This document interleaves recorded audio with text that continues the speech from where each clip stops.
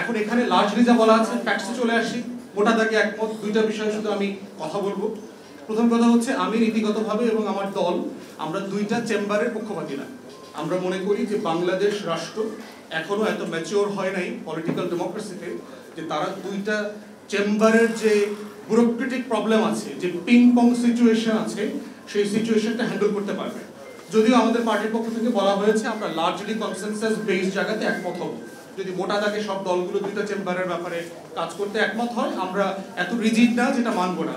তবে নীতিগতভাবে মনে করি যে আমরা দুইটা চেম্বার এত কমপ্লেক্স হবে, এবং আমি যেহেতু ইংল্যান্ডে লেখাপড়া করেছি, প্র্যাকটিস করেছি, আমি এই লোয়ার চেম্বার এবং আপার চেম্বারের যে কমপ্লেক্সিটি, তার যে হিস্টোরিক্যাল রিয়ালিটিতে যে ডেভেলপ করেছে, সেই ডেভেলপমেন্টটা বাংলাদেশের ধারে কাছে আমরা নাই। যেই রাষ্ট্র একটা চেম্বারকে এখনো ফাংশনাল করতে পারে না, যেই দেশে এখনো 100 জন ভালো মেম্বার অফ পার্লামেন্ট হয়নি, সেই রাষ্ট্রে আপনি দুইটা চেম্বার কিভাবে মেনটেন করবেন? এবং আমি রিপিটেডলি বলেছি বিভিন্ন জায়গাতে যে দুইটা চেম্বার করলে যেটা হবে, দ্বিতীয় চেম্বারটা হচ্ছে মমতাজ আর হইল সুবর্ণা মুস্তফাদের, আসাদুজ্জামান নূরদের ভরণ পোষণ কেন্দ্র হবে। যারা ধরেন প্রত্যেকটা আসনে 5 জন করে নমিনেশন সিক করে একটা বড় পলিটিক্যাল পার্টি, কয়জনকে নমিনেশন দেবে? 5 কোটি 10 কোটি টেন্ডার হাঁকাইলেন, কোরবানির গরুর মতো টেন্ডার হাঁকায় 5, 10, 20 কোটি দিত, টিকিট তো বেচবেন, বেচার পরে তারও 4 জন রয়ে গেল।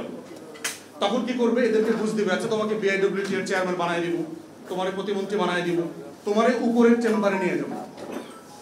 তাহলে যেটা হবে, রাজনীতিকে ঘিরে করাপশনের আমার আরো লুটপাট বাণিজ্যের একটা জায়গা তৈরি হবে, এবং ওই 100 লোকেরও কিন্তু আবার লুটপাটের ট্যাক্স ফ্রি গাড়ি, রাজুকের প্লট, ফ্ল্যাট, সুবিধা, বাটলার, এগুলো মেনটেন করবার জন্য আরো শত শত হাজার হাজার কোটি টাকা আমার ট্যাক্স পেয়ারদের জায়গা থেকে বরাদ্দ দিতে হবে।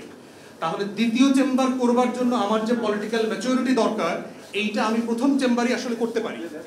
আমাদের দলের পক্ষ থেকে আমরা প্রস্তাব করেছি যে আমাদের এখন সংরক্ষিত আসন আছে শুধু মহিলাদের জন্য এবং 50।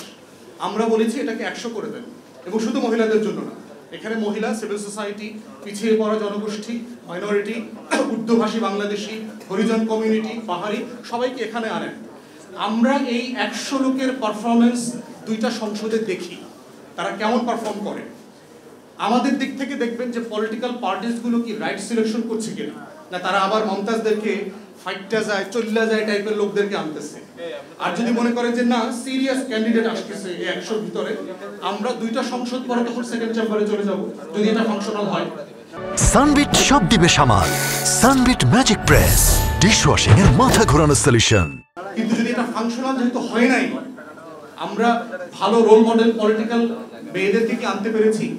আমাদের গত সংসদে যে মেয়েদেরকে 30, 35, 50 করে আনলাম, কয়জন ভালো ফিমেল পলিটিশিয়ান আসছে যাদেরকে দেখে ইয়াং মেয়েরা, তরুণীরা পলিটিক্সে আসতে আগ্রহী হচ্ছে না তো?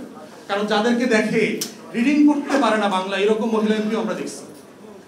বাজেট আসনে তার স্বামীর খুনের বিচার চাইছে, এরকম মহিলা এমপি আমি দেখছি, যে বিএনপির আমলে আমার স্বামী মারা গেছে, ওটা বিচার চাই মাননীয় প্রধানমন্ত্রী বাজেটের অধিবেশনে। বাংলাদেশে আপনার টোটাল আমার সংসদের হিস্ট্রি আমি যতটুকু করেছি, আমার ডেফিনেশনে হয়তো ম্যাট্রিক্স একটু উঁচু হইতে পারে, 50 জন মেম্বার অফ পার্লামেন্ট এমপি গত 53 বছরে বাংলাদেশ প্রডিউস করে নাই। 50 জনও করে নাই, গত 53 বছরের কথা বলছি, কিন্তু এক সংসদের কথা বলছি। পার্লামেন্ট মেম্বার বলতে যা বোঝানো হয় দুনিয়াতে, যদি হাউস অফ কমন্সের স্ট্যান্ডার্ড আমি ধরি, তার 50 জনও 53 বছরে তৈরি করা যায়নি। তাহলে সেখানে আপনি 300 থেকে 400 নিবেন, উপরে আবার 100 নিবেন, এই যে বিশাল হাতির পাল তৈরি করছেন, এবং এটার জন্য যে হাজার হাজার কোটি টাকা লুটপাটের বাণিজ্য, পলিটিক্যাল পার্টি, সিন্ডিকেটেড করাপশনের স্পেস করে দিচ্ছেন, এটা যেটা করবে, দ্বিতীয় চেম্বার তো হবেই না, বরং যে কারণে আমরা সংস্কার চাই ঠিক তার উল্টা রেজাল্টটা বয়ে নিয়ে আসবে। দ্বিতীয়ত যেটা হবে, দেখেন আরেকটা সমস্যা হলো সেকেন্ড চেম্বারের, একটা তো হচ্ছে পলিটিক্যাল পুনর্বাসন, সেকেন্ড চেম্বার আমাদের সিভিল সোসাইটিকে হত্যা করবে। একটা রাষ্ট্রের ন্যূনতম সিভিল সোসাইটির যে স্পেস দরকার, এখনই দেখেন অন্তর্বর্তীকালীন সরকার হওয়ার কারণে কি হয়েছে, দেখেন বাংলাদেশে কিন্তু এখন সিভিল সোসাইটি নাই। আমাদের সিভিল সোসাইটি বলতে 20-30টা মানুষ সংগঠন যারা ছিল, এরাদেরকে সবাইকে কিন্তু অ্যাকোমোডেট করে নেওয়া হয়েছে গভর্নমেন্টে, অলমোস্ট সবাইকে। এই দিলার আমার মধ্যে একজন এই অ্যাডভাইজার হন নাই, তারা এখনো বাইরে রয়ে গেছে। তো যেটা হবে, সিভিল সোসাইটির লোকজনের ভিতরেও একটা মোটিভেশন কাজ করবে, এই দলের সাথে সেই দলের সাথে একটু খাতিল করে আমি একটু সিভিল সেকেন্ড চেম্বারে যাইতে পারি কিনা। বাংলাদেশের সিভিল সোসাইটি ধ্বংস হয়ে যাবে। থার্ড হচ্ছে সেকেন্ড চেম্বার যেটা করবে, আমার প্রফেশনাল বডিগুলো অলরেডি ধ্বংস হয়ে গেছে। ডাক্তারদের, নার্সদের, ইঞ্জিনিয়ারদের, লয়ারদের প্রতিষ্ঠানগুলোতে যাবেন, মনে হবে একটা দলীয় অফিস। সরকারি প্রতিষ্ঠান প্রত্যেকটাতে যাবেন, শ্রমিক ইউনিয়ন, ঐক্য পরিষদ, তমুক সমুক কর্মকর্তা কর্মচারীদের যত ট্রেড ইউনিয়ন আছে দলীয় ব্যানারে ফেস্টুনে ভরা থাকে। দ্বিতীয় চেম্বারটা হচ্ছে এই প্রফেশনাল বডি রিপ্রেজেন্টেশন করতে গিয়ে যেটা হবে, আমার প্রত্যেকটা ইনস্টিটিউশন ধ্বংস হয়ে যাবে, কারণ এই পলিটিক্যাল ম্যাচুরিটি আমাদের মধ্যে এখনো ডেভেলপ করে নেই। অতএব সেই জায়গায় আমরা বোধ করছি যে ফার্স্ট চেম্বারটাকে কিভাবে প্র্যাগম্যাটিকলি ফাংশনাল করা যায়, এইটা আমাদের মানে আমাদের সিরিয়াস এজেন্ডা হওয়া দরকার।